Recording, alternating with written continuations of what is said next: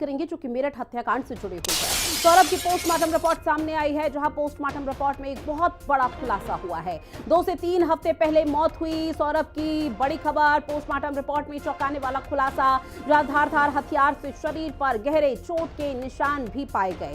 आपको बता दें कि पोस्टमार्टम रिपोर्ट में बकायदा इसे भी मेंशन किया गया कि गर्दन और दोनों हाथ शरीर से अलग थे। गर्दन पर जख्म के कई निशान इस दौरान मिले हैं, यानी कि सौरभ को खूब टॉर्चर किया गया था और उसके बाद उसे दर्दनाक मौत दी गई। मुस्कान उसकी पत्नी और पत्नी के प्रेमी की तरफ से, जहां सौरभ के सीने पर 3 सेंटीमीटर गहरा घाव भी मिला है। रिपोर्ट में इन तमाम बातों का जिक्र किया गया है और इसी के आधार पर पुलिस अब तहकीकात को आगे बढ़ा रही है।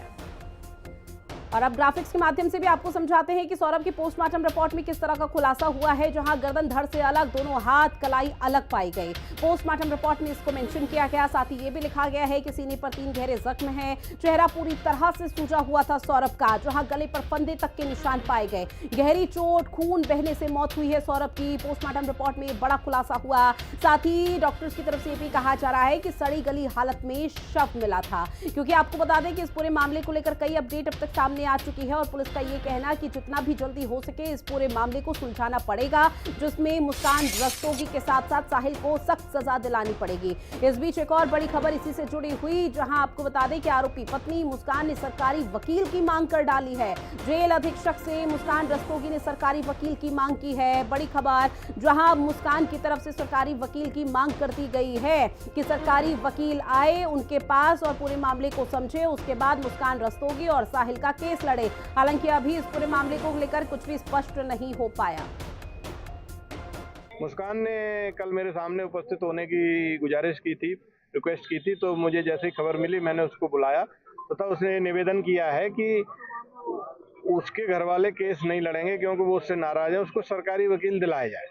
तो उसकी प्रक्रिया है और हमारा कर्तव्य है तथा बंदी का अधिकार है, यदि कोई भी बंदी सरकारी वकील की मांग करता है तो कारागार विभाग उसको सरकारी वकील माननीय न्यायालय के द्वारा दिलाता है। हम उसकी प्रक्रिया को स्वीकार करते हुए प्रार्थना पत्र माननीय न्यायालय में भेज रहे हैं ताकि उसको सरकारी वकील मिल जाए और शीघ्र उसको सरकारी वकील मिल जाए।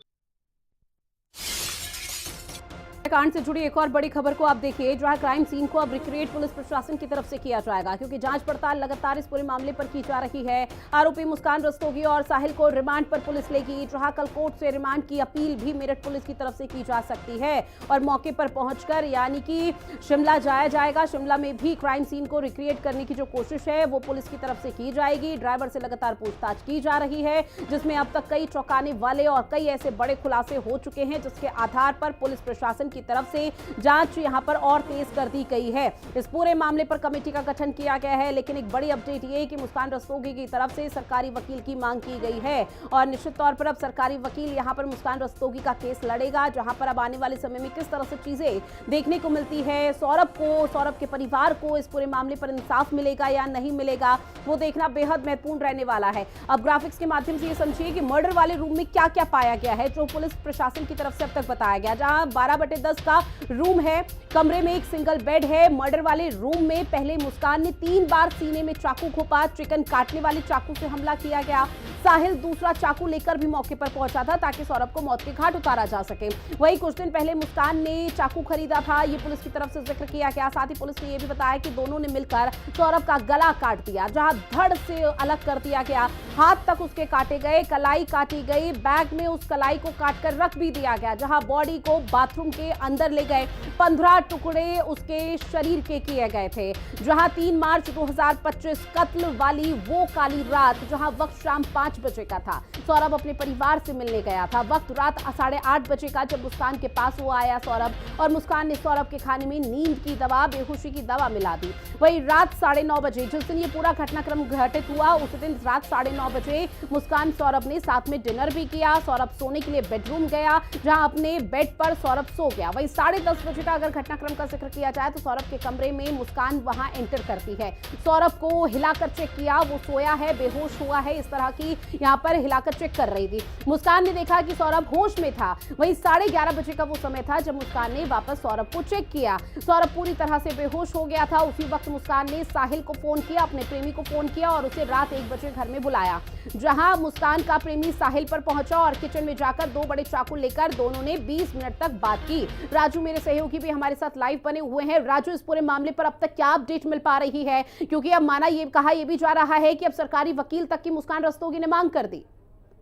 हाँ बिल्कुल, देखिए सौरभ राजपूत मर्डर केस में नए नए खुलासे हो रहे हैं। पोस्टमार्टम रिपोर्ट भी हमने अपने दर्शकों को दिखाई। अब जो मुस्कान है उसने मांग की है कि उसको सरकारी जो वकील है वो उपलब्ध कराया जाए। जेल अधीक्षक से मांग की गई है, बाकायदा लेटर लिखा है और कहा है कि उसे विश्वास है कि उसके जो परिवार वाले हैं, माता पिता है, वो उसका केस नहीं लड़ने वाले, इसलिए सरकारी वकील की मांग की है। हमारे साथ खुद जेल अधीक्षक वीरेंद्र राज शर्मा जी जुड़े हुए, उन्हीं से बातचीत कर लेते हैं। और सर, क्या पूरी मांग की गई है मुस्कान की तरफ से, पूरा लेटर लिखा गया आपको?